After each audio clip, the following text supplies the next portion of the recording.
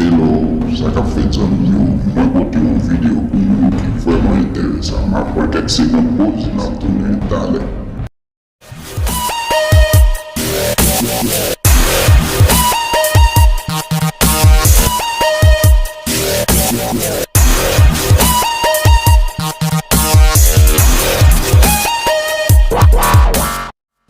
Bon, mwen tounen apwe poz la. Ou ka leve yon bonjou san tou alez. Ou antre nan ti aktivite ou kon fè dejan. Ou pa jan konen sakse ou pa jan konen si tet wap kase, si pi wap kase, ki sa ki pal pase ou. Ebyen, nou pote ti video sa pou nou pa telman pale tro. Nap lese ou pou enjoy video. Avan tou, map fò konen. Se yon mari ki ap fè madame ni pè, li pa chwazi lot fason pou fè l'pè, se kon sa, answe.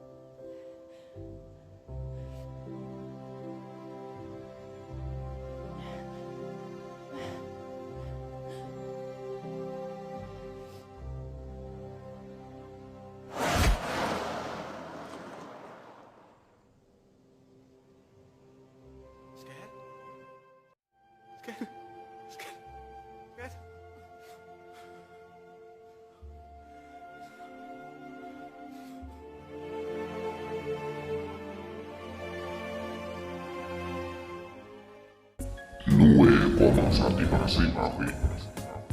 Eske nou pa trouve misye méchant? Ebe map kite nou pou nou bay opinyon pa nou. San nou pa bliye nou, abone ak chanel la, pize ti kloche de notifikasyon, like video, san pa ajoute ane ankon nan ti mersi a chakren nan nou ki gade video jiska la fin. Ciao ciao, la croise nou lot video.